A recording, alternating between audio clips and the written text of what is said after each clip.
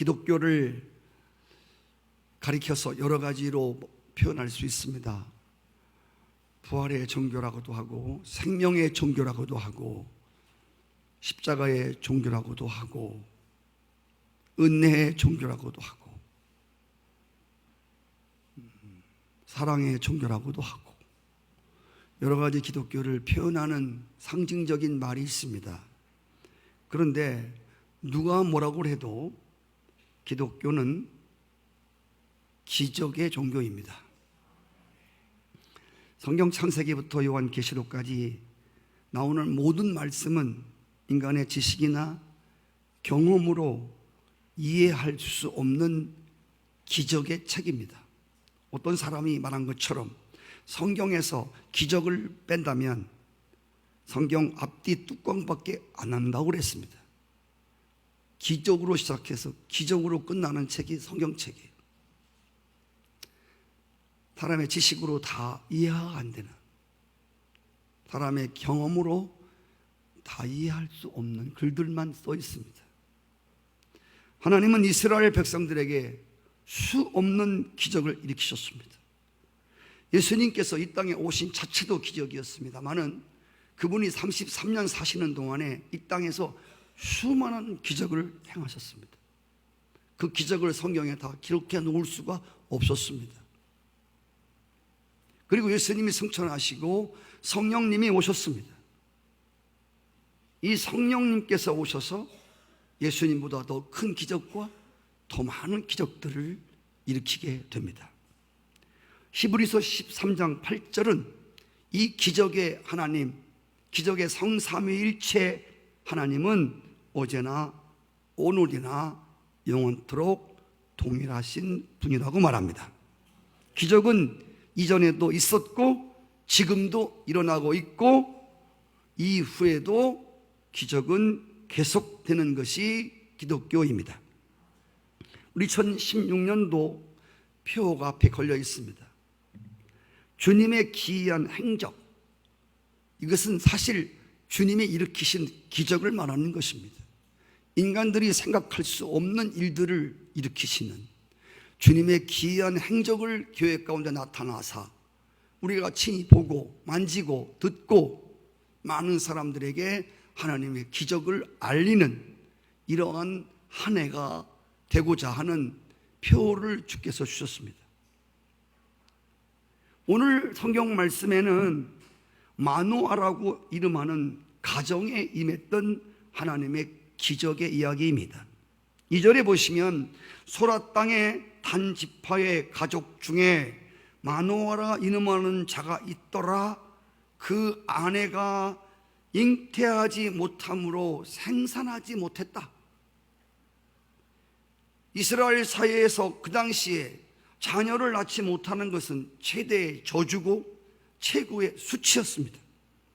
그런데 이 마노아의 가정에 기적이 일어났습니다. 아기를 낳지 못하는 여인이 아기를 낳게 된 겁니다. 그 아기를 낳을 수 없었던 여인이 아기를 낳은 겁니다. 이런 걸 보고 우리는 기적이라고 합니다. 그 아기가 바로 삼손이라는 아기입니다. 오늘 이 삼손, 이 아들은 기적의 아들이었습니다. 오늘 말씀을 통해서 마노아의 가정에 임한 기적, 하나님의 일으키신 기이한 일의 배경에 대해서 함께 살펴보면서 이 삼손 가정에 임했던 하나님의 기이한 일들이 여러분 가정 안에 일어나기를 축복하고, 여러분의 사업장에 일어나기를 축복하고, 여러분들 아들과 딸과 아내와 남편에게, 여러분 앞날에게 임하기를 축복합니다.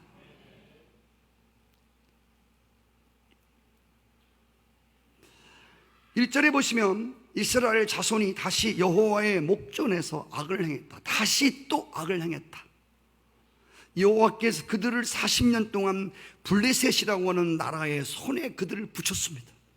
우리나라도 여러분 아다시피 일제 36년 동안, 거의 40년 동안 일제에게 압제를 당하지 않습니까? 그리고 40년 만에, 근 40년 만에 해방을 맞이하고 또 방탕하고 또 정신 못 차리니까 6.25가 터져가지고 북한이 밀고 내려와갖고 얼마나 잿더미가 되고 고생을 많이 했습니까? 이런 게 다 보이지 않는 재수없어 일어난 사건들이 아니고 하나님과 창조주와 살아계신 하나님과 그 나라의 관계 속에서 일어나는 일이라고 하는 것을 우리는 믿음의 관점으로, 하나님의 관점으로 나라를 보고 세상을 보시기를 축복합니다. 사사기에 흐르는 한 패턴이 있습니다. 그것은 이스라엘 하나님 백성들이 하나님을 섬기지 아니하고 하나님을 예배치 아니하고 자꾸 세상에 물들어갈 때 하나님은 그들을 징계하사 다른 나라로 하여금 치도록 만들었습니다. 그래서 그 블레셋 아래에 두었습니다. 여러분 기억하십시오. 하나님은 하나님 백성들이 머리가 되기를 원하십니다. 꼬리가 되기를 원치 않으십니다. 그런데 하나님의 백성들이 하나님을 사랑하지 않고 하나님 말씀을 순종하지 않고 세상의 흐름을 따라가면, 여러분 꼭 기억하셔야 돼요. 이런 사람들이 사장님이 되거나 사업주가 되는 일은 극히 드뭅니다. 전부 너무 아래서 고생을 직사하게 하는 거예요. 고생을 많이 해요. 진급도 안 되고 그냥 아주 너무 아래서 억압받으면서 겨우겨우 봉급받아갖고 겨우 여러분 전기세 물어주고 겨우 늘 죽지 못해 사는 거예요. 여러분 성경이 말하고 있는 하나님 백성들의 삶은 정말 풍성한 삶입니다. 하나님을 섬기고 정말 하나님을 잘 예배하고 살면 하나님이 얼마나 축복을 부어주는 보시기 바라요. 성경은 한만 1.1핵도 거짓말이 써있지 않아요. 성경은 지금도 이 시대에도 동일하게 적용되는 살아계신 하나님 말씀이십니다. 그 하나님이 지금도 살아계실진저 이 말씀은 지금도 유효한 말씀인 줄 믿습니다. 하나님은 그렇게 우리가 너무 밑에서 고생만 하고 봉급받아가고 이리 살기를 원치 않아요. 정말 하나님이 하나님 잘 섬기는 사람들에 대해서 세상에 주목받게 하나님이 그들에게 물질을 부어주면 한두 끝도 없어요. 하나님이 얼마나 큰 소리인지 아십니까? 오늘 많은 인생들이 하나님이라고 하는 분과에 대해서 이 관계를 잘 알지 못해요. 내가 믿는 하나님이 누군지를 모르는 거예요. 그냥 고작 신앙생활 한다고 하는 게 주일날 한 번 와서 예배 드려주고 헌금해주고 무슨 하나님께 하나님 무슨 동양하신 분처럼 그냥 다른 데는 팍팍 쓰면서도 노래방 가서는 막 팍팍 쓰면서도 하나님께 그냥 겨우 뭐 구걸하는 사람 동양하듯이 그냥. 여러분 하나님이 그런 분 아니에요. 제가 하나님 그런 분 같으면 여기서 속에도 않지만 나 그런 분 믿지도 않아요. 수많은 사람들이 경험한 하나님은 천지를 창조하시고 무에서 유를 만드시고 가난한 자를 진토에서 일으키시고 모든 세상 사람들이 주목을 받게 하는, 써있지 않습니까? 내 말을 듣고 순종하면 세계 모든 민족 위에 너를 뛰어나게 하겠다. 여러분 지금까지 세계 노벨상을 받은 사람들이라든지 하나님의 세계에서 주목받는 나라들을 보시기 바라요. 전부 다 하나님 잘 섬겼던 나라입니다. 나라를 보시라니까요. 한때 유럽이 얼마나 세계를 지배했습니까? 90%가 전부 기독교입니다. 지금 터키가 지금 여러 가지 혼란 이런 데 전부 99% 기독교인들이었습니다. 지금은 여러분 5%도 안 됩니다. 지금 유럽 땅에 여러분 황폐화 되고 있지 않습니까? 지금 유로가 가치가 떨어지고 있고 유럽 땅이 하나하나 넘어지고 있습니다. 하나님 다 떠났어. 하나님이 풍요롭게 하니까 그 풍요로움 속에 빠져가지고 세상 즐기는 하고 세상 행복 즐기는 하고 하나님 다 떠났어요. 여러분 보시기 바라요. 얼마나 미국 하나님 위에 세워진 나라 아닙니까? 영국에서 하나님 잘 섬기려고 넘어간 사람들이 세운 나라 아닙니까? 세계 민족 위에 뛰어난 나라 되겠지 않습니까? 지금 여기는 얼마나 타락합니까? 타락한 문화를 온 세상에 뿌리는 나라가 미국 아닙니까? 저러면 얼마 못 가는 거예요. 강대국이 아니라 그 어떤 나라도 하나님이, 살아계신 하나님이 무너뜨리면, 땅을 흔들면 끝나는 거예요. 여러분, 일본이 얼마나 부자였습니까? 쪽쪽 갈라지면 끝나는 거예요. 하늘 높은 줄 모르고 하나님 살아계신 줄 모르고 여전히 자기 힘을 의지하며 권력을 믿으며, 이건 오래 못 가는 거예요. 역사가 우리에게 말해주고 있는 거예요. 2000년 동안의 역사가 우리들에게 교훈해주고 있는 사실이에요. 그 끌끌했던 왕들이 지배했던 알렉산더, 나폴레옹, 여러분 세계를 제패했던, 일본도 세계를 제패하려고 했지 않습니까? 그렇게 안 되는 겁니다. 조금만 더 벌으면 이제 조 땅 사겠다, 조금만 돈 벌으면 조집 사겠다. 욕심이 잉태한 죄를 낳고 죄가 결국 사망을 가져오느니라. 실컷 벌어놓고 쓸만하니까 다 놔두고 가야 하는. 여러분, 이스라엘 백성들이 하나님의 축복을 받으면 꼭 죄를 집니다. 그럼 하나님이 징계하십니다. 놈 아래 두게 하십니다. 다른 나라를 통해서 고생을 직사하게 시킵니다. 그러면 그들이 아이고 하나님 잘못했습니다, 회개합니다. 그러면 하나님께서 새로운 사사를 세워서 그들을 거기서 건져내십니다.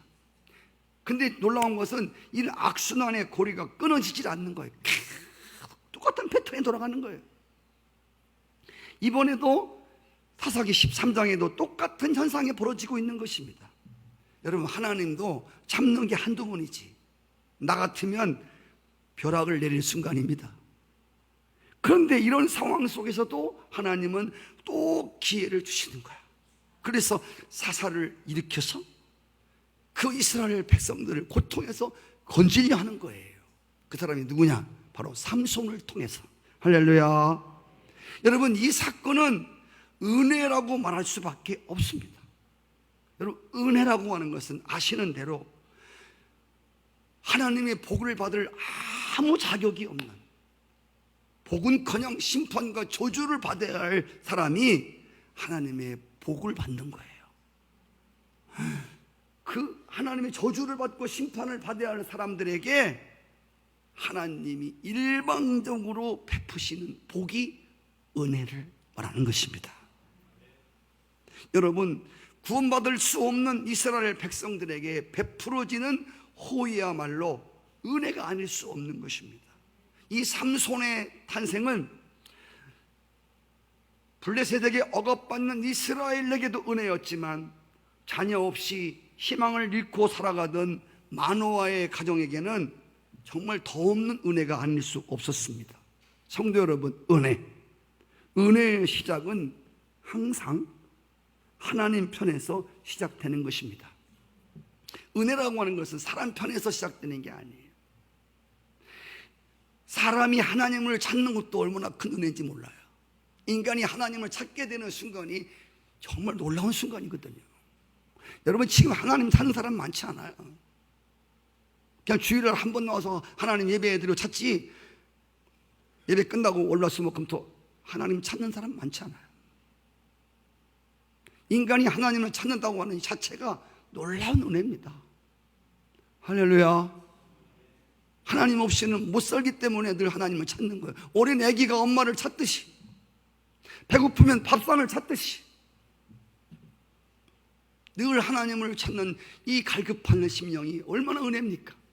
근데 이보다 더 큰 은혜가 뭐냐면 하나님이 사람을 찾아오시는 은혜입니다. 창세기에 보시면 하나님 범죄하고 숨은 아담을 찾아오십니다. 아담아, 내가 어디 있느냐? 너 왜 거기냐? 범죄한 인간을 거룩한 하나님이 찾아온다? 엄청난 은혜입니다. 요한복음 3장 16절, 하나님이 세상을 이처럼 사랑하사 독생자를 주셨어요. 이 세상에 사랑할 만한 세상이 아니에요. 하나님을 떠난 세상, 하나님을 버린 세상, 하나님을 떠난 죄된 인간들을 이처럼 사랑하사 독생자를 먼저 주셨어요. 죄인들이 독생자 달라고 기도한 적 없습니다. 죄인들이 구원받게 해달라고 기도한 적 없습니다. 그런데 하나님이 그 죄짓고 심판받아 지옥에 떨어질 인간들에게 하나님이 찾아오셨습니다. 이 사건이 우주와 지구가 시작되고 지구의 역사 가운데 가장 위대한 사건이 하나님이 사람의 몸을 입으시고 이 땅을 찾아온 사건입니다. 성탄하신 사건. 오늘 말씀해 보시면 마노아의 아내에게 주님이 찾아오셨습니다. 이 마노아의 아내는 교회되게 된 사람이 아니에요. 이 마노아의 아내는 누군지도 나와 있지 않지만 제가 알기로는 무슨 기도하는 여인도 아니고 무슨 신앙이 좋은 여인도 아니에요. 하나님이 찾아올 만한 여자가 아니에요. 여러분, 예수님을 잉태시킨 마리아도 교회 잘 되는 여자가 아니에요. 네? 마리아가 뭐 기도 많이 하는 여자 아니에요. 그냥 하나님의 일방적 은혜로. 그래서 성경에 보니까 천사가 와서 마리아를 보고 은혜를 받은 여자요 그랬어. 은혜가 뭐라고? 은혜는 뭐 기도를 많이 하기 때문에 찾아오는 게 아니에요. 은혜라고 하는 건 받을 수 없는, 임할 수 없는 여자예요. 그에게 하나님이 찾아오셨다는 거예요. 우리는 자꾸만 은혜를, 자격 없는 사람이 주어진 복을 자꾸만 연구하려고 그래. 그래도 뭐가 있잖아. 뭐가 그래도 기도했기 때문에, 마음이 착하기 때문에 찾아온 것이지 괜히 찾아왔어? 그게 있다면 은혜가 은혜되지 못하는 거예요. 아멘. 오늘 여러분들 하나님이 교회로 부르신 것이 뭐 자격이 있어 불렀습니까? 뭐 때문에 불렀습니까? 예. 하나님의 은혜로 앉아있음을 믿으시기 바라요. 여기서 말씀을 선포하는 목사는 좀 기도하니까 그래 목사가 됐지, 뭐가 틀리니까. 안 틀려요. 안 틀려. 똑같아요. 다. 저도 하나님의 은혜로 여기에 서 있습니다. 목사들 자격이 없는 사람이에요. 그런데 하나님 목사를 시켜서 여기서 말씀을 선포케 하시는 거예요. 할렐루야. 오늘 이 마노아 아내에게 주님이 찾아오셨어요. 근데 마노아라고 하는 이 남편의 이름은 나오는데 아내의 이름이 성경책에 기록되어 있지 않습니다. 하나님이 찾아온 이 여인의 이름이 안 나와요. 여러분, 이게 은혜입니다. 이 여자의 이름이 안 나온다니까. 우리는 항상, 우리 오늘 예수 믿는 사람 들으면서도 불구하고 항상 우리의 초점은 사람에게 있습니다. 누구야 그게? 피아노를 들었으면 누가 했대? 애기 못 낳는 사람이 애기를 낳았다고 그러면 어떻게가 아니라 우리는 누구? 그 누구야? 송희경이야? 아유, 좋겠다. 사람에게 초점이 있어요.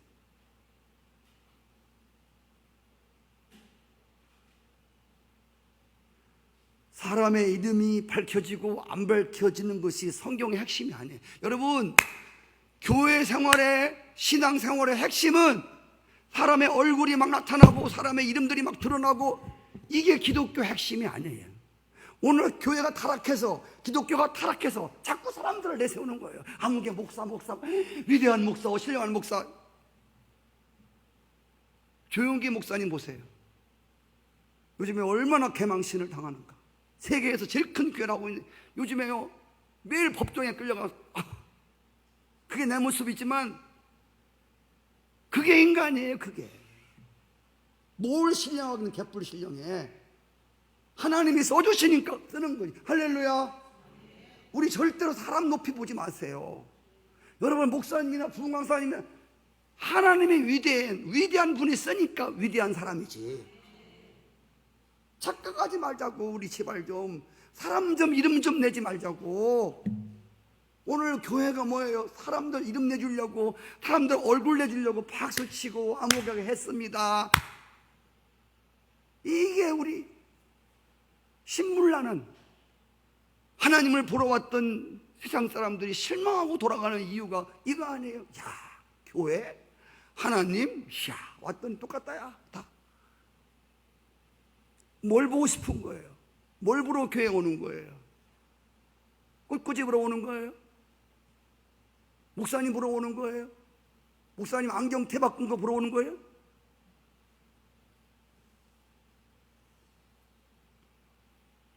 성도 여러분, 사람의 이름이 밝혀지고 안 밝혀지는 게 성경의 핵심과 신앙생활의 핵심이 아니라 그렇게 행하신 분이 누군가, 바로 그 하나님이, 할렐루야, 하나님을 드러내는 것이 신앙의 핵심 되기를 축복합니다.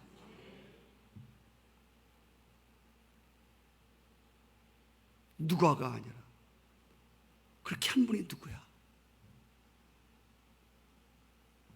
우리가 교회 생활하면서 아직도 덜 익은 신앙인들은 자기 이름 빠지면 큰일 나요. 여러분 이름 빠지면 은혜인 줄 아세요? 할렐루야. 내가 막 수고를 엄청 많이 했는데 내 이름이 쏙 빠졌어. 그러면 진짜 은혜인 줄 아시오. 아멘. 교회가 하나도 안 알아주는 거야. 은혜입니다. 은혜로 다. 왜? 주님이 하시니까. 사람이 알아주면 하나님은 개입할 틈이 없어. 하나님은 아무것도 안 해. 그래서 교회의 일은 신앙생활을 헌신하고 봉사하면 이게 사람들이 알까봐, 사람들이 알면 다 탄론하면 상을 다 받아 먹은 거야. 박수 쳐주면 하나님께로부터 올 큰 상이 아무것도 없단 말이야. 여러분, 큰 상 받으려 박수 받고 말 거예요. 박수 받으면 그걸로 끝나는 거예요. 그 내 말이 아니라 성경에 써 있어요. 그래서 나팔을 불지 말라는 거예요. 선한 일을 하고 나팔을 불지 말라. 아멘. 저 누가 한 줄 알아? 사실 내가 했는데 말하지 마. 응? 저기 가서 또 저 누가 한 줄 알아? 말하지 마. 내가 한 거야. 나중에 알고 보니까 나한테만 그런 줄 알았더니 전부 다 하고 다녔어. 그건 이미 땡이야, 땡. 그 상을 받아 먹은 사람이에요. 그래서 여러분들 교회 생활하면서 신앙생활하면서 많은 사람들이 교회를 떠나고 시험 드는 이유가 자기 이름 석자 하나, 그 잘난 그 얼굴 하나, 그것 때문에 시험 드는 거예요. 성도 여러분, 오늘 중요한 것은 마노아의 아내입니다. 이름도 모르는 아내, 얼굴도 안 나오는 여자야. 중요한 건 그 사람에게 하나님이 임했다는 거야. 그건 누구냐가 중요하지 아니하고 하나님이 임했다는 사실이 중요한 거야.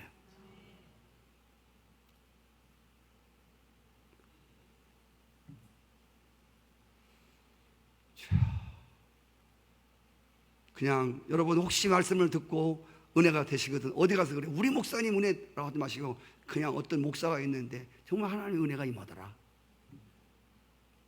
그 목사가 하나님 은혜보다 더 나타나면 안 되는 거예요. 하나님의 은혜가 더 드러나야 돼. 자, 마노아 부부가 자신들을 찾아오신 분이 하나님의 천사라고 하는 것을 확실히 알지는 못하였지만 자신에게 찾아온 자들이 심상치 않은 것을 어렴풋이 느끼고 있었습니다. 수요일 날 아브라함이 부지 중에 접대했던 세 사람이 범상치 않은 사람인 것을 느꼈던 것처럼 그들이 여호와의 사자에게 이름을 물어보았습니다. 오늘 18절에 보니까 여호와의 사자가 그들에게 이르되 어찌하여 이름을 묻느냐? 내 이름은 기묘니라. 한번 따라해 볼까요? 기묘니라. 기묘.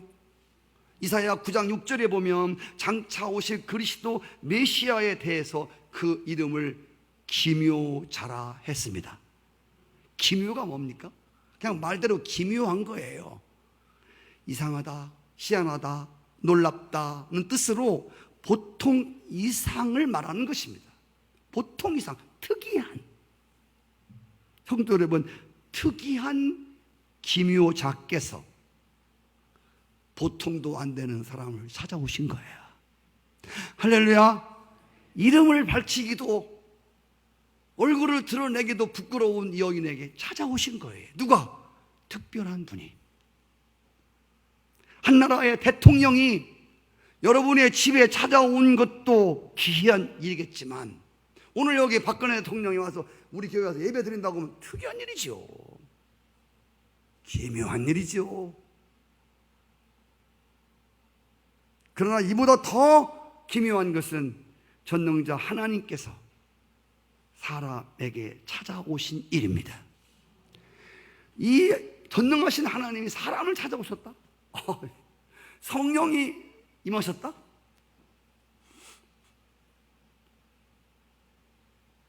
귀신이 임해도 사람 이상해지잖아요. 사람이 이상해지고 사람이 특이해지잖아요. 귀신이 임해도. 전능하신 하나님의 신이 찾아오셨다? 마노아의 가정 문제를 해결하시고 그에게 새로운 희망을 주시기 위해서 하나님이 친히 찾아오셨는데 이게 은혜입니다. 이 은혜는 지금도 계속되고 있습니다. 사사시대에 살던 여인 중에서 우리가 배운 룻이라는 여인이 있었죠. 모압 이방 여인이었는데 룻은 남편을 잃은 뒤에 시어머니를 따라 베들레헴에 와서 이삭을 주워 먹으면서 비참한 삶을 살았습니다. 어느 날 보아스라고 하는 사람을 만납니다. 룻은 그 보아스가 하나님이 보내신 사람이라고 믿었습니다. 그래서 룻기서 2장 13절에 보면 네 주여 내가 당신에게 은혜를 입기를 원합니다. 은혜 받을 수 없는 여인이지만 자격 없지만 당신의 일방적인 호의를 원합니다. 이때부터 하나님이 룻에게 기적을 베풀기 시작합니다. 성도 여러분, 은혜 받기 원하시기를 바라요. 무엇을 주기 원하는 하나님, 은혜 받기 원해요.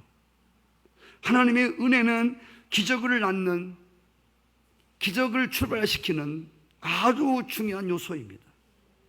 여러분의 삶 가운데, 여러분 가정 가운데 기적이 필요하다면 그분의 은혜를 구하시기를 바라요. 오늘 마노아의 가정이 기묘자, 기묘니라 하나님의 기이한 하나님의 은혜를 구하는 여러분 되시기를 바라요. 하나님이 여러분의 삶에 개입이 시작할 때마다 우리의 기적의 길이 사람의 이성으로, 사람의 생각으로, 사람의 실력으로, 내 노력으로, 내 수고로 이룰 수 없는 놀라운 일들이 여러분의 삶 가운데 펼쳐질 것을 믿으시기 바랍니다. 그리고 특별히 하나님의 기적이 일어나는 곳에는 반드시 거룩함이 있어야 됩니다. 여러분, 이상한 게 뭐냐면 자꾸 이스라엘 백성들이 죄를 짓는데 하나님이 그들을 심판하시고 그들을 저주해야 되는데 하나님이 자꾸만 그들에게 저주받을 그들에게 은혜를 베푸시는 거예요. 로마서 5장 20절에 보시면 죄가 더한 곳에 은혜가 더욱 넘쳤도다. 그랬어요. 죄가 더한 곳에 은혜가 넘쳤대. 이 말씀을 오해하지 말아야 됩니다. 죄가 있는 곳에 은혜가 임하니까 그럼 더 큰 죄를 지으면 더 큰 은혜가 임하겠네? 이렇게 오해하지 말라는 것입니다. 성도 여러분, 분명한 것은 성도들이, 여러분들이 죄를 지어도 하나님의 은혜가 여러분에게 임합니다.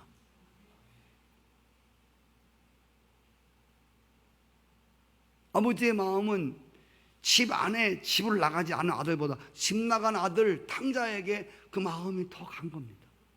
여러분 아들, 딸들을 키워봤지만 똑똑한 아들보다는, 딸보다는 좀 모질한 애에게 자꾸만 마음이 가지 않습니까? 하나님도 마찬가지. 하나님 백성들 자꾸 죄를 지고 살 때 하나님은 그들에게 은혜를 자꾸 주셔요. 할렐루야. 너 그럼 가만 안 둔다. 뭐 다리 몽둥이 분진을 놓는다. 그렇게 말씀하시잖아요. 주님은 계속 죄를 지어도 그래, 또 먹어, 더 많이 먹어, 알았지? 많이 먹어, 많이 먹어, 많이 자. 막 그러세요. 너 잠에서 안 일어나? 이러는 게 아니고 너 가만 안 둔다? 그게 아니고 더 자, 더 자. 자꾸 먹어, 먹어. 그러는 거예요. 근데 죄가 있는 곳에 은혜를 베푸는 게 사실이지만 여기 한 가지 조건이 있습니다. 우리가 진지하게 죄를 떠나고자 하는 노력에 회개가 있어야 한다는 것입니다. 그냥 하나님께서 우리가 죄를 지어도 은혜를 주시니까 계속 죄 가운데 머무르는 것은, 여러분, 이것은 정말 합당한 자세가 아닙니다. 죄를 지니까 더 큰 은혜가 오네? 더 큰 죄를 질까? 이건 은혜가 아닙니다. 이건 믿는 사람들의 도리가 아닙니다. 그래서 우리가 부족하지만 자꾸 나도 원치 않는 죄를 지을 때마다 이 죄에서 떠나고자 하는, 이 죄에서 벗어나고자 하는, 이 블레셋이라고 하는 이 굴레에서 헤어나오려고 하는 그런 애씀과 그리고 하나님께 그런 회개가 있어야 할 줄 믿습니다.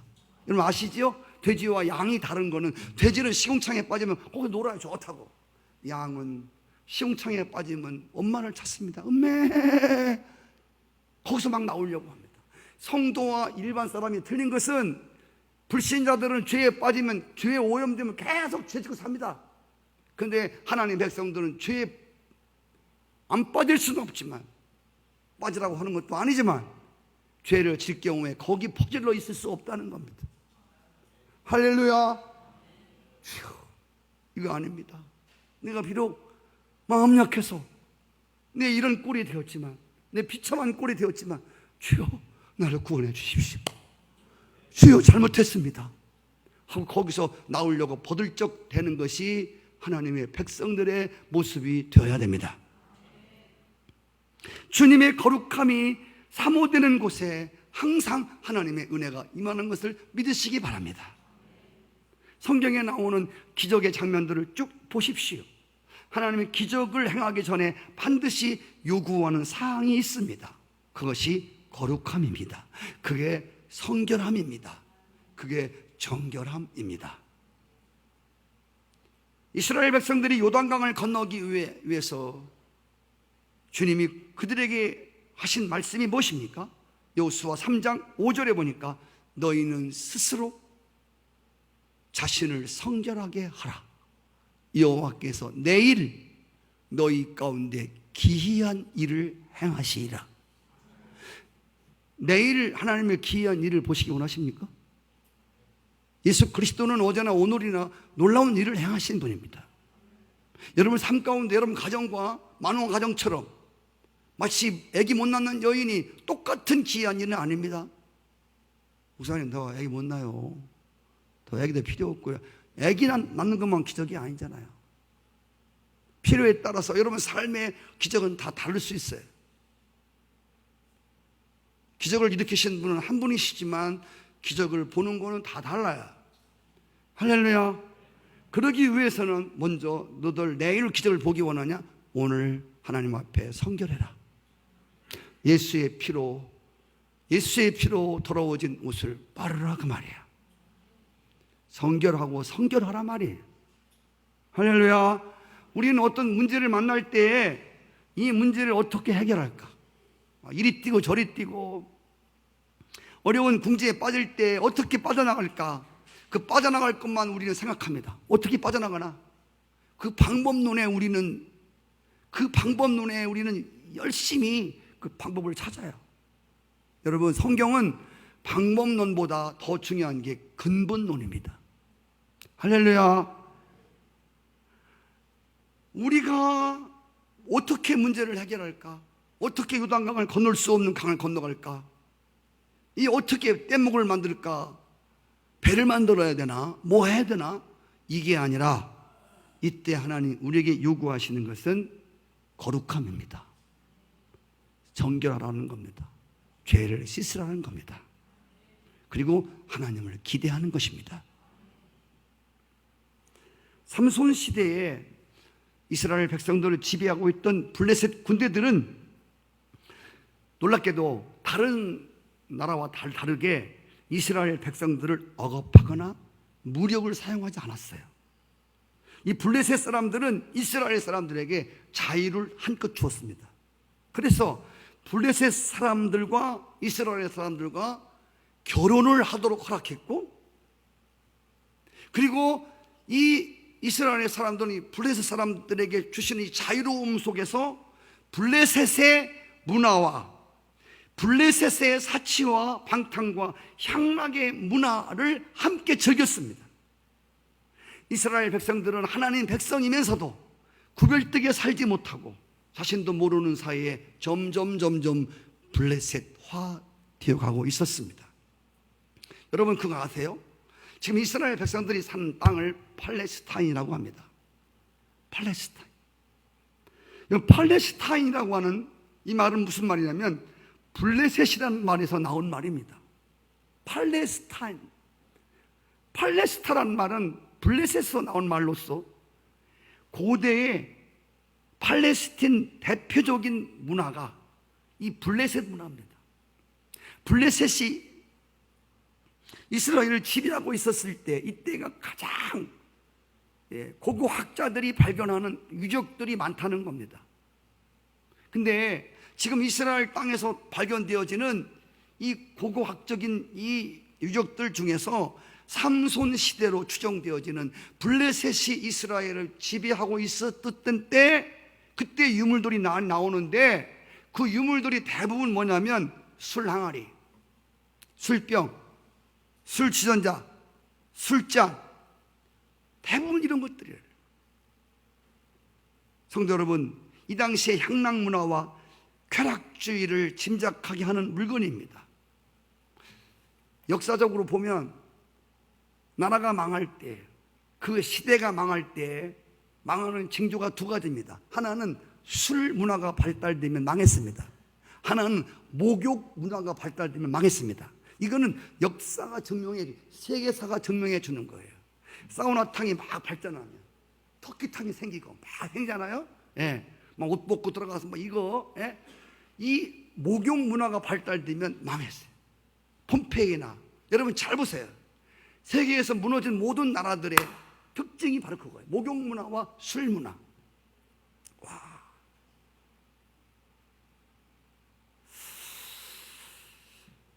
이 삼손이 살던 이 시대는 이 블레셋 문화가 뭐냐면 술 문화예요. 이 블레셋 문화가 향락 문화입니다. 블레셋 문화가 뭐냐면 이게 쾌락 문화입니다.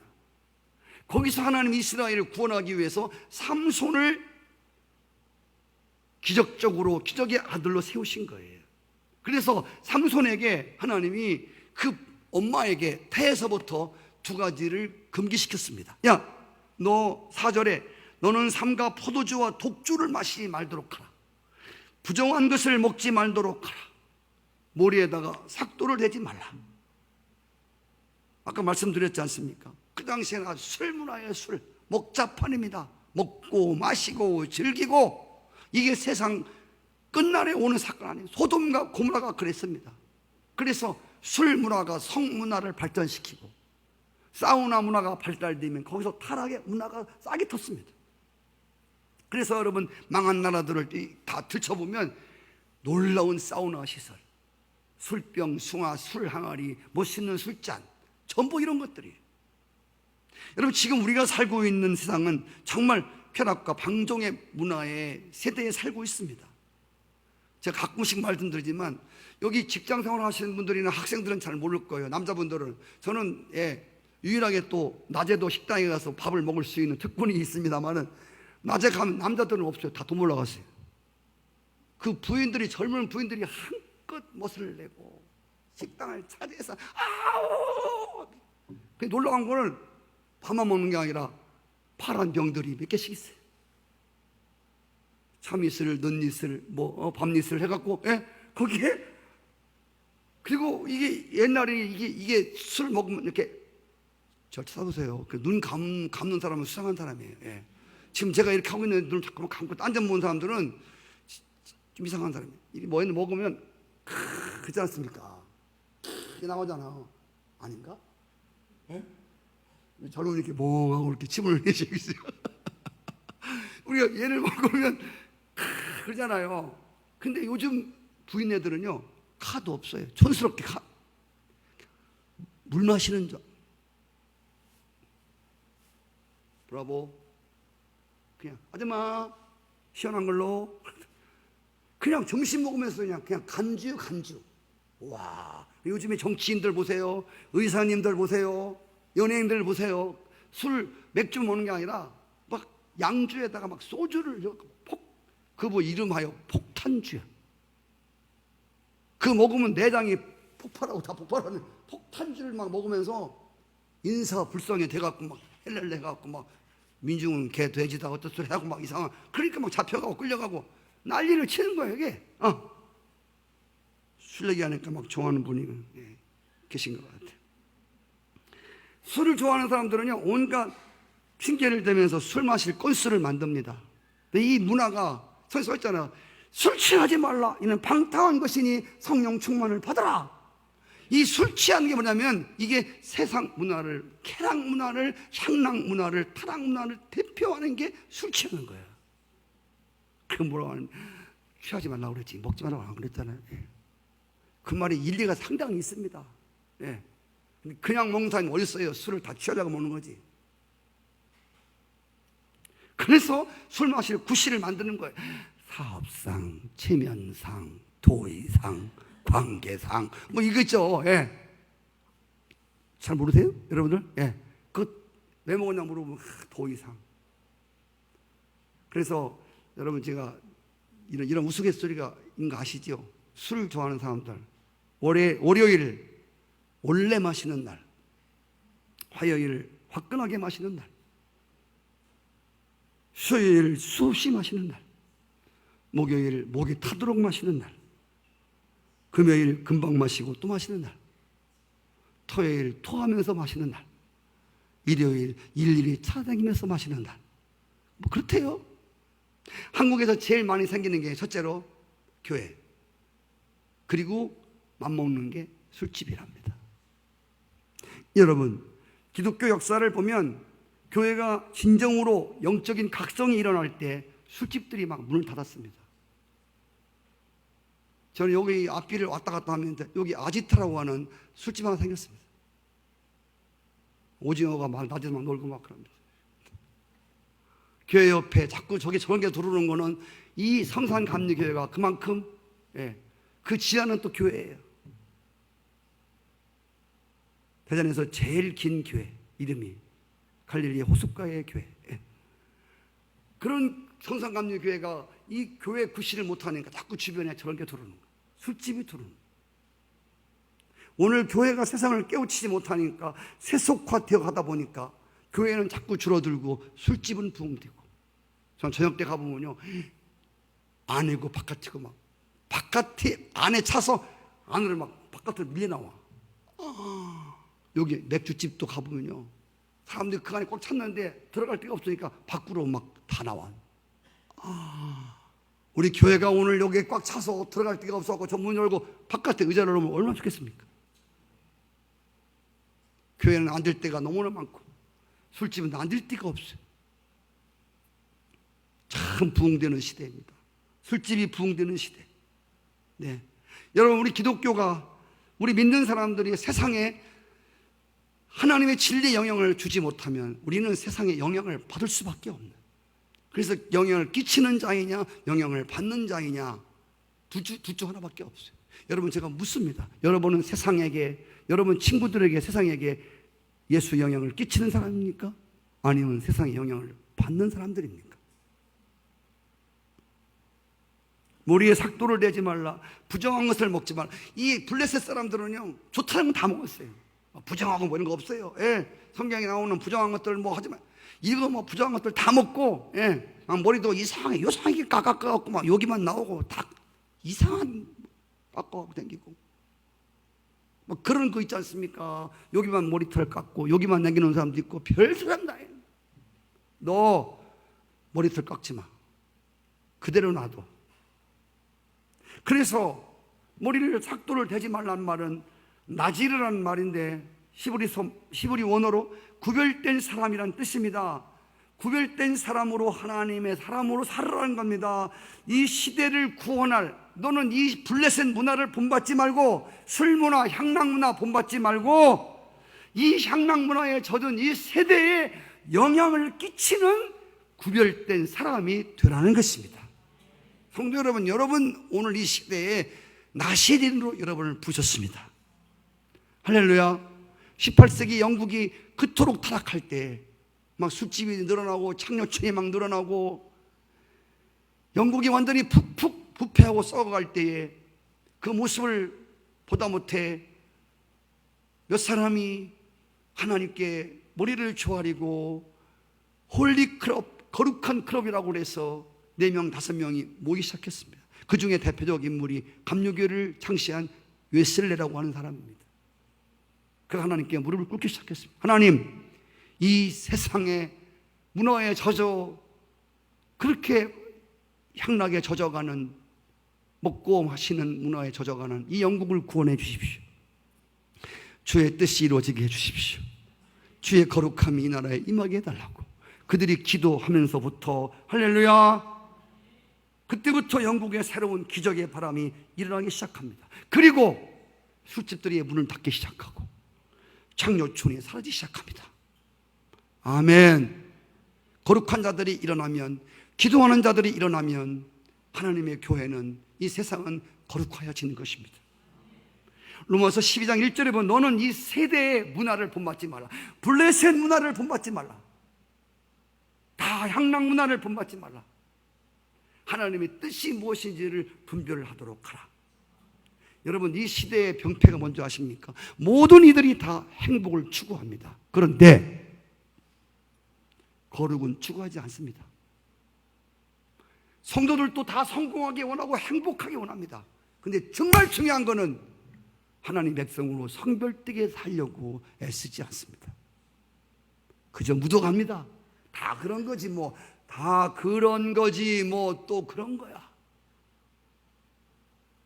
그리고 묻어서 그냥 흘러갑니다. 이 세대의 흐름을 따라서 흘러갑니다. 어디로? 멸망으로 흘러갑니다.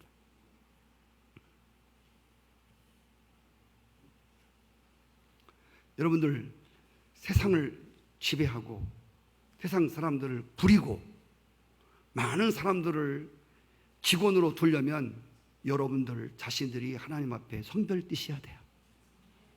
그렇지 않고는 여러분 평생 다른 사람들을, 직원들을 두고 회사를 경영하는 높은 자리에 오를 수가 없어요. 몰이 되지를 못해요. 공부 잘한다고 어림도 없는 소리 하지 말아요. 옥스퍼드 대학을 나오고 여러분 프린스턴 대학을 나오고 박사학위 몇 개 가져도 하나님 경외치 않으면 그 사람은 올라갔다가도 떨어져요. 대통령 돼서도 부엉이 바위에서 떨어지는 거 보셨지 않습니까? 최고의 탤런트가 그냥 죽잖아요. 돈이 없어 죽는 거예요? 명예가 없어 죽는 겁니까? 여러분, 그토록 찾기 원하는 땅이 없어요? 돈이 없어요? 예. 그 누굽니까? 정몽구, 그 누구예요? 뛰어내려 죽은 사람, 현대.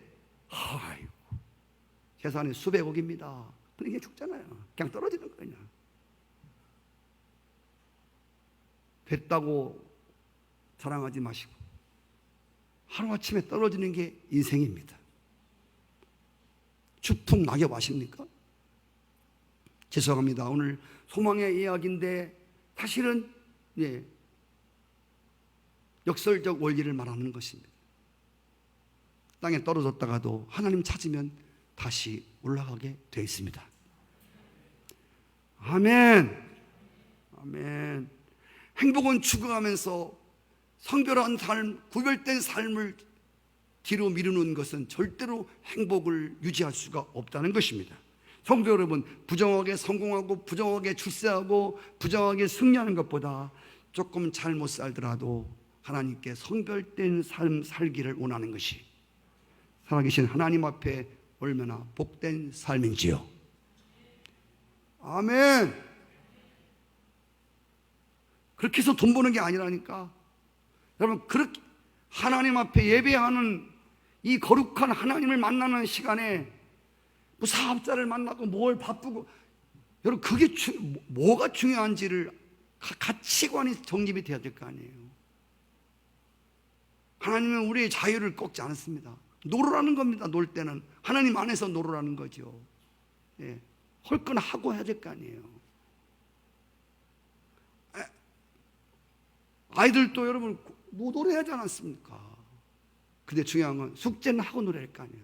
시작. 크게 해봐요. 숙제는 하고 노래할 거 아니에요. 그래 내일 학교 가잖아요. 숙제도 안 하고 놀으면 어떡할 거요? 그래서 늘 옛날에 우리 엄마가 뭐라고 했어요? 뭐하고 놀아라? 숙제하고 놀아라. 우리 자매님은 숙제 없습니까? 응? 숙제 없어요? 하나님께 풀어야 할 숙제 없으세요?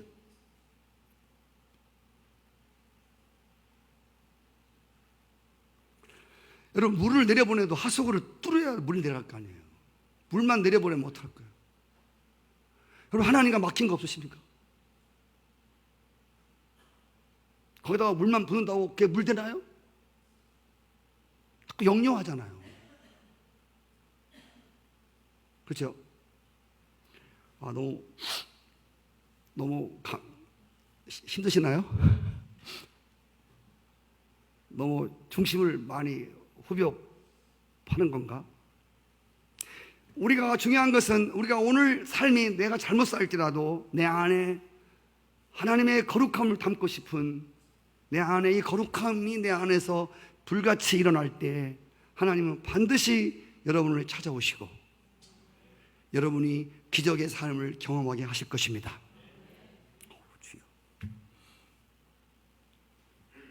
마지막으로 하나만 더 빨리 말하겠습니다.